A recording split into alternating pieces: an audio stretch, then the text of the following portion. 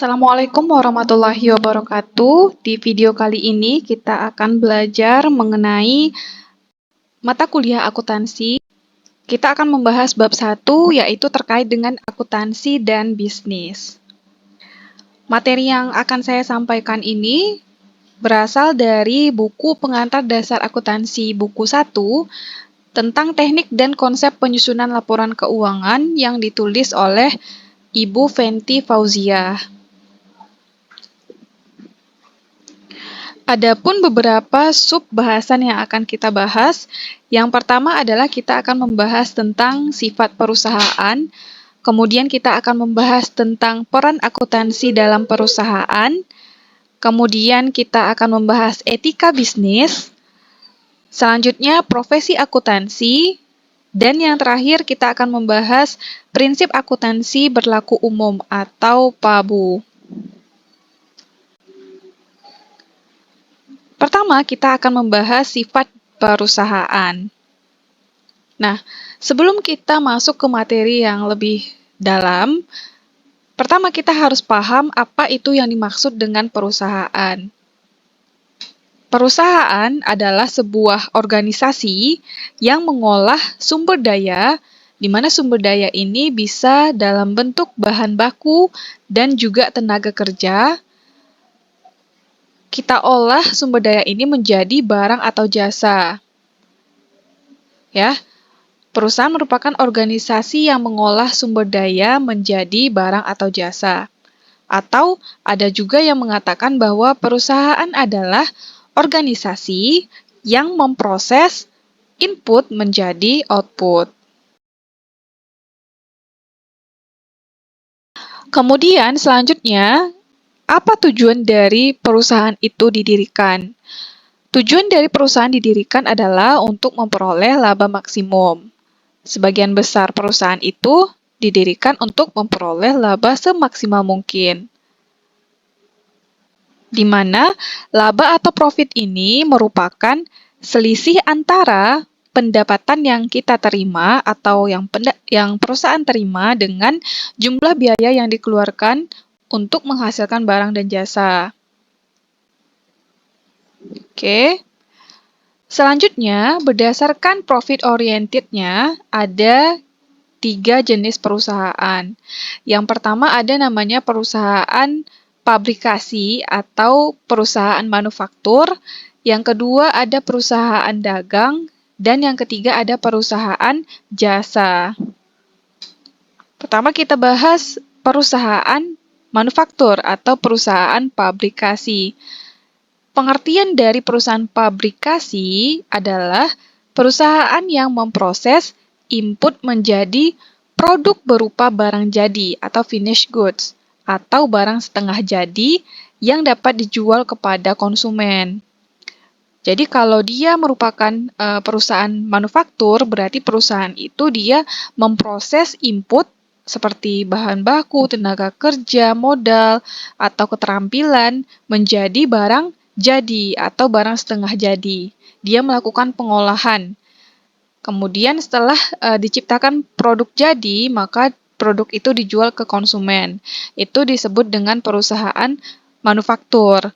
Di mana contoh dari perusahaan manufaktur ini, yang pertama ada PT Indofood Sukses Makmur, di mana hasil produk yang dihasilkan oleh perusahaan Indofood adalah mie instan. Kemudian juga ada PT Tirta Investama, kemudian ada PT Kalbe Farma, yang mana hasil produknya adalah obat-obatan. Kemudian yang kedua ada perusahaan dagang. Kalau perusahaan dagang, perusahaan itu dia menjual produk ke konsumen. Jadi dia tidak melakukan pengolahan. Di sini juga sudah dijelaskan ya, perusahaan ini tidak memproduksinya sendiri, tetapi membelinya dari perusahaan pabrikan lalu kemudian menjual kembali produk tersebut. Jadi perusahaan dagang dia tidak melakukan pengolahan input, tetapi dia menjual produk yang dia beli dari perusahaan lain ke konsumen, begitu. Contohnya misalnya ada PT Elektronik Indonesia, di mana produk yang dijualnya adalah alat elektronik. Kemudian ada PT Matahari Putra Prima. Pasti semuanya sudah tahu ya, PT Matahari ini dia menjual pakaian. Kemudian ada perusahaan-perusahaan lain seperti ada PT Global Telesindo yang mana produk yang dijualnya adalah alat komunikasi. Oke. Yang ketiga ada namanya perusahaan jasa. Kalau perusahaan jasa, perusahaan ini dia menghasilkan atau memberikan jasa untuk dijual kepada konsumen. Nah, produk yang dihasilkan itu dalam bentuk jasa. Contohnya misalnya adalah PT Garuda Indonesia, di mana produk jasa yang ditawarkan atau yang dijual ke konsumen adalah transportasi udara, ya, pesawat terbang. Kemudian ada PT Asuransi Dayin Mitra, di mana produk jasanya adalah asuransi. Kemudian bank-bank ya, bank-bank yang kita kenal itu dia merupakan produknya adalah dalam bentuk jasa. Selanjutnya berdasarkan bentuknya, perusahaan digolongkan menjadi 4. Yang pertama ada perusahaan perorangan, kemudian ada persekutuan dan perseroan, kemudian ada koperasi. Yang pertama adalah perusahaan perorangan. Sesuai dengan namanya, perusahaan perorangan ini dimiliki oleh perorangan. Dan di Indonesia sendiri itu terdapat lebih dari 70% perusahaan yang berbentuk perseorangan atau perorangan ya. Kemudian apa keunggulan dari perusahaan perorangan ini? Yaitu karena dia hanya dimiliki oleh perorangan, maka kemudahan dalam membentuknya dan biaya pembentukannya juga murah. Sedangkan kelemahan dari perusahaan perorangan adalah keterbatasan dalam sumber keuangan hanya pada harta pemilik usaha. Karena kita hanya karena perusahaan perorangan ini hanya dimiliki oleh perorangan atau satu orang, maka keterbatasan dalam sumber keuangannya. Kemudian jika mengalami perkembangan, maka perusahaan perorangan ini seringkali ya berkembang menjadi perusahaan persekutuan, yang mana perusahaan persekutuan ini akan kita bahas selanjutnya. Oke, sesuai dengan namanya perusahaan persekutuan, itu perusahaan ini kepemilikannya terdiri dari 2 orang atau lebih ya. Ada beberapa orang yang bersekutu. Kemudian modalnya dibentuk secara bersamaan atau patungan, di mana modalnya ini bisa dalam bentuk uang atau dalam bentuk keahlian. Nah, sedangkan pengaturannya itu sesuai dengan kesepakatan sekutu, kesepakatan bersama pemilik ini. Dan juga perusahaan persekutuan ini merupakan perusahaan tingkat lokal. Contohnya misalnya adalah salon kecantikan, bengkel, restoran, itu kan milik persekutuan ya. Misalnya ada satu orang dengan satu orang lagi, dia bersama-sama gitu membangun atau membentuk sebuah perusahaan persekutuan, misalnya salon, kemudian bengkel, restoran, dan lain sebagainya. Yang ketiga adalah perusahaan perseroan. Untuk perusahaan perseroan ini, biasanya perusahaan ini diatur oleh peraturan pemerintah. Dan untuk kepemilikannya, itu biasanya dinyatakan dalam lembar saham, yang mana pemiliknya disebut dengan pemegang saham. Keunggulan dari perusahaan perseroan ini adalah kemampuan dalam memperoleh sumber dana. Umumnya aset dalam perusahaan perseroan ini adalah asetnya cukup besar dan juga skalanya juga nasional maupun internasional. Skalanya itu sudah besar dibandingkan dengan perusahaan perorangan dan persekutuan.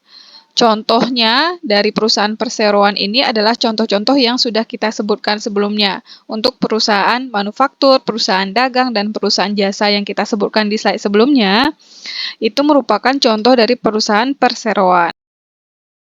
Kemudian yang keempat adalah ada koperasi. Koperasi itu dibentuk oleh sekelompok orang yang memiliki tujuan yang sama. Nah, koperasi ini dijalankan oleh anggota dan tujuan dari dibentuknya koperasi ini adalah untuk kemakmuran anggotanya atau untuk kesejahteraan anggotanya. Contohnya misalnya ada koperasi karyawan, koperasi pengrajin, koperasi petani, dan lain sebagainya. Itu termasuk kepada contoh dari koperasi. Selanjutnya kita akan membahas pemangku kepentingan atau stakeholders dalam perusahaan. Yang pertama tentu saja dalam perusahaan itu ada pemilik atau owners ya, merupakan seseorang atau perusahaan yang menginvestasikan sumber daya yang dimilikinya. Kemudian ada manajer, di mana manajer ini adalah seseorang yang dipercaya oleh pemilik untuk menjalankan perusahaannya. Kalau karyawan, orang yang memberikan jasanya kepada perusahaan dan dia memperoleh upah atau gaji sebagai imbalan. Selanjutnya ada pelanggan. Kalau pelanggan ini tentu saja orang yang membeli atau menggunakan jasa yang dihasilkan oleh perusahaan. Kemudian ada pemasok. Kalau pemasok itu merupakan perorangan atau badan usaha yang menjual produk atau jasa yang dia hasilkan kepada perusahaan. Kemudian ada pemerintah, di mana pemerintah ini berkaitan dengan pajak terhadap perusahaan. Ya, kalau misalnya kinerja ekonomi dari perusahaan itu baik, maka besaran pajak yang akan diterima oleh pemerintah itu juga akan besar. Karena besaran pajak yang akan diterima oleh pemerintah itu sangat bergantung pada kinerja perusahaan. Nah, pihak internal ini adalah pihak yang berasal dari dalam perusahaan, seperti pemilik dan juga karyawan. Itu membangun bisnis atau perusahaan memerlukan pihak eksternal, di mana pihak eksternal ini merupakan pihak yang berasal dari luar, seperti misalnya pelanggan, pemasok, bank, dan juga pemerintah, untuk melaksanakan kegiatan bisnisnya. Inti dari paragraf ini adalah pihak internal dalam membangun bisnis atau perusahaan, dia memerlukan pihak eksternal untuk melaksanakan kegiatan bisnisnya. Selanjutnya kita akan membahas peran akuntansi dalam perusahaan. Apa itu yang dimaksud dengan akuntansi? Akuntansi ini ada beberapa definisi yang saya rangkum. Yang pertama adalah akuntansi itu disebutkan atau didefinisikan sebagai suatu seni pencatatan, penggolongan, dan peringkasan atas transaksi dan kejadian yang bersifat keuangan dengan cara yang berdaya guna dan dalam bentuk satuan uang dan penginterpretasian hasil atas proses tersebut. Ya, seni pencatatan, penggolongan, dan peringkasan atas suatu transaksi dalam bentuk satuan uang. Kemudian ada juga yang mengatakan bahwa akuntansi itu merupakan suatu disiplin ilmu yang menyediakan informasi yang dibutuhkan untuk melakukan kegiatan secara efisien dan mengevaluasi kegiatan suatu organisasi perusahaan. Ya, di sini disampaikan kalau akuntansi itu merupakan disiplin ilmu yang menyediakan informasi yang dibutuhkan oleh perusahaan untuk mengevaluasi kegiatan yang dilakukan oleh perusahaan tersebut.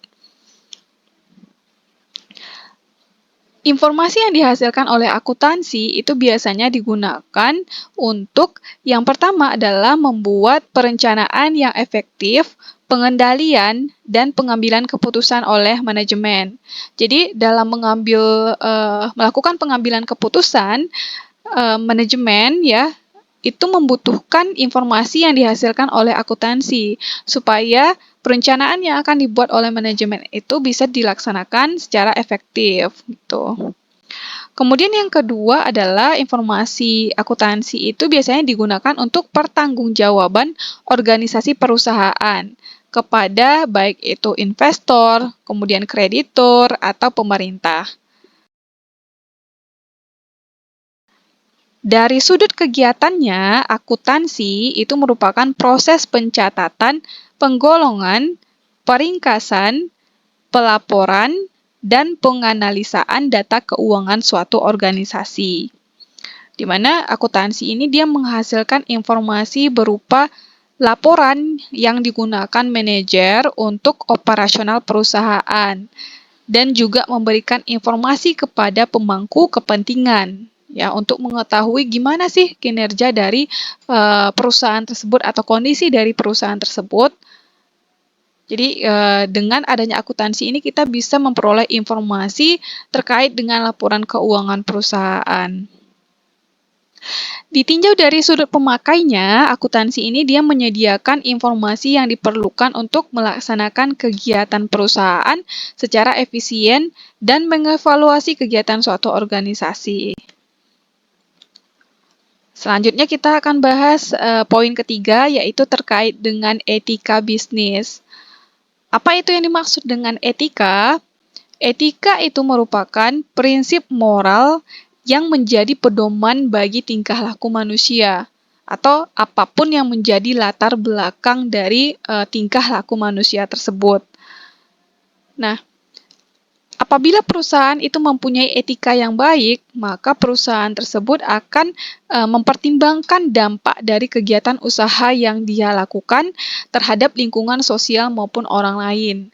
Jadi dalam melakukan kegiatan perusahaannya atau kegiatan produksinya, jika perusahaan itu memiliki etika yang baik, maka kegiatan perusahaan tersebut mereka akan mempertimbangkan dampak dari kegiatan yang mereka lakukan tersebut terhadap lingkungan sosial maupun orang lain. Jadi tidak hanya memikirkan keuntungan dari perusahaan itu sendiri, tapi jika dia mempunyai etika yang baik juga dia akan memikirkan apa sih dampak dari kegiatan yang dilakukan oleh perusahaan terhadap lingkungan sosial dan juga orang lain atau masyarakat gitu.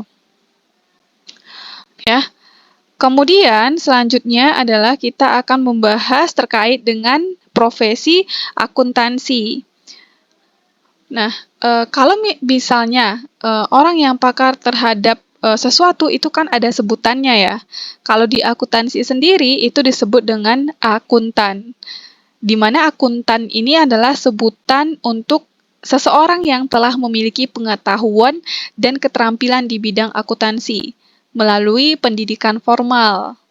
Gitu. Jadi ibaratnya orang yang punya pengetahuan dan keterampilan di bidang akuntansi itu kita sebut dengan akuntan. Di mana akuntan ini dibedakan menjadi dua bidang atau dibedakan menjadi dua bagian ya. Yang pertama ada namanya akuntan publik, yang kedua ada akuntan intern swasta. Kalau akuntan publik itu merupakan akuntan yang memberikan jasanya untuk melayani kebutuhan masyarakat. Di mana jenis pekerjaan yang dilakukan oleh akuntan publik biasanya itu seperti melakukan audit terhadap laporan keuangan, kemudian konsultasi di bidang perpajakan, konsultasi manajemen, kemudian audit internal, dan penganggaran. Yang kedua ada akuntan intern swasta atau akuntan yang bekerja dalam suatu perusahaan tertentu. Yang bekerja di perusahaan itu disebut dengan akuntan intern swasta. Terdapat di berbagai organisasi baik itu berupa perusahaan maupun organisasi nirlaba. Kemudian para akuntan ini di Indonesia memiliki organisasi atau dikumpulkan dalam suatu organisasi yang kita sebut dengan Ikatan Akuntan Indonesia atau disingkat dengan IAI ya. Ikatan Akuntan Indonesia. Jadi orang-orang yang ahli di bidang akuntansi itu dikumpulkan dalam satu organisasi yang disebut dengan Ikatan Akuntan Indonesia. Selanjutnya kita akan bahas prinsip akuntansi berlaku umum atau PABU. Apa itu yang dimaksud dengan prinsip akuntansi? Prinsip akuntansi itu merupakan suatu pedoman bertindak dan bisa berubah dari waktu ke waktu. Namanya juga kan prinsip, berarti prinsip ini adalah suatu pedoman kita dalam bertindak dan dia bisa berubah dari waktu ke waktu. Di Indonesia sendiri prinsip ini ditetapkan oleh Ikatan Akuntan Indonesia, di mana IAI ini merupakan satu-satunya badan yang berwenang untuk membuat peraturan di bidang akuntansi. Prinsip akuntansi di Indonesia itu terdiri dari sejumlah aturan yang menjadi pedoman bertindak dalam melaksanakan akuntansi di Indonesia. Nah, kalau dalam bahasa Inggris, PABU atau PABU ini disebut juga dengan Generally Accepted Accounting Principle atau GAAP, ya. Selain prinsip, ada juga namanya konsep dasar akuntansi, di mana konsep dasar akuntansi ini terdiri atas beberapa bagian ya. Yang pertama ada namanya konsep kesatuan usaha, di mana konsep kesatuan usaha ini maksudnya adalah perusahaan itu sebagai badan usaha, berdiri dan terpisah dari pemilik. Seluruh transaksi yang terjadi dicatat dan diakui sebagai transaksi badan usaha, sehingga pendapatan dalam laporan laba rugi merupakan pendapatan badan usaha. Intinya dari konsep kesatuan usaha ini adalah perusahaan itu merupakan badan usaha yang berdiri sendiri dan terpisah dari pemilik. Jadi, apa yang menjadi milik perusahaan itu dipisahkan dari apa yang dimiliki oleh pemilik gitu. Itu maksud dari konsep kesatuan usaha. Kemudian yang kedua adalah konsep periodisasi. Nah, dalam konsep periodisasi ini adalah maksudnya perusahaan itu didirikan dengan tujuan untuk hidup terus dalam jangka waktu tidak terbatas atau going concern ya. Perusahaan didirikan untuk hidup dalam jangka waktu tidak terbatas. Nah, untuk tujuan penilaian keberhasilan perusahaan, periode yang tidak terbatas ini supaya lebih mudah untuk melakukan penilaian, maka akan dibagi menjadi periode pendek, di mana pembagian periode yang tidak terbatas menjadi periode yang lebih pendek itu disebut dengan periodisasi. Biasanya itu laporan laba rugi itu disajikan dalam periode waktu tertentu. Bisa dalam tahunan, atau semesteran, atau kuartalan. Kuartalan ini kan biasanya dalam waktu 3 bulan ya. Kemudian ada bulanan juga. Dimana kalau sebagian perusahaan menentukan periode akuntansinya, biasanya itu mulai dari 1 Januari sampai dengan 31 Desember. Tapi ada juga yang menetapkan periode akuntansinya mulai 1 April sampai 31 Maret tahun berikutnya. Jadi itu tergantung ke kebijakan perusahaan masing-masing. Kemudian yang ketiga ada konsep kelangsungan usaha. Kalau konsep ini itu menyatakan bahwa perusahaan sebagai entitas didirikan untuk jangka waktu yang tidak terbatas. Artinya adalah pendirian perusahaan itu dimaksudkan berlaku sepanjang waktu. Kemudian ada konsep objektivitas. Maksud dari konsep objektivitas ini adalah elemen yang ada pada neraca itu disusun berdasarkan anggapan yang tidak rancu atau jelas gitu. Elemen yang ada pada neraca itu disusun berdasarkan anggapan yang jelas, itu disajikan untuk semua golongan pengguna laporan keuangan. Itu objektivitas, maksud dari konsep objektivitas. Data yang disajikan pada pelaporan akuntansi didasarkan pada data yang objektif, yang bisa dipercaya. Sehingga nantinya laporan yang kita hasilkan menyajikan informasi yang tepat dan berguna. Kemudian yang kelima ada konsep unit moneter. Maksudnya adalah transaksi yang kita catat dan kita laporkan dalam akuntansi hanyalah data transaksi yang dapat dinyatakan dalam nilai moneter ya, atau dengan uang. Misalnya dalam rupiah, dolar, ringgit, atau mata uang lainnya. Maksud dari konsep moneter. Selanjutnya, ini merupakan aliran dan peran aktiva dalam perusahaan. Nah, di sini bisa kita lihat bahwa perusahaan itu dia memperoleh aktiva dari pemilik dan kreditur. Di mana aktiva ini bisa dalam bentuk uang tunai dan juga rekening bank. Oke, kemudian aktiva ini digunakan oleh perusahaan untuk memperoleh aktiva produktif dalam merealisasikan tujuan perusahaan. Jenis aktiva produktif ini bisa gedung pabrik atau peralatan usaha. Nah, kemudian jenis aktiva produktif ini digunakan atau dimanfaatkan untuk membantu membuat produk atau jasa atau digunakan dalam produksi. Sehingga nantinya perusahaan bisa menghasilkan produk atau jasa. Ya. Produk dan jasa yang dihasilkan oleh perusahaan kemudian dijuallah kepada konsumen sehingga kemudian perusahaan memperoleh keuntungan ya dalam bentuk uang tunai yang disimpan di rekening bank. Nah, uang tunai inilah yang kemudian perusahaan gunakan untuk mengembalikan aktiva ke pemilik dan kreditur yang telah dipinjam tadi itu. Ke kreditur dan pemilik. Tuh. Kas dan setara kas sebagai aktiva yang paling liquid memiliki peran penting dalam proses bisnis sehingga perusahaan dapat menghasilkan produk atau jasa sesuai harapan pemangku kepentingan. Jadi ibaratnya ini adalah aliran atau peran aktiva dalam perusahaan. Bagaimana kaitan antara aktiva itu gunanya terhadap perusahaan sehingga perusahaan dapat menghasilkan suatu barang dan menjualnya ke konsumen, kemudian perusahaan dapat untung sehingga perusahaan dapat mengembalikan aktiva kepada pemilik dan juga kreditur tadi. Oke, itu saja materi terkait dengan bab 1 ini. Semoga apa yang disampaikan tadi bisa bermanfaat untuk kita semuanya. Sampai ketemu di bahasan selanjutnya terkait dengan bab 2. Terima kasih. Assalamualaikum warahmatullahi wabarakatuh.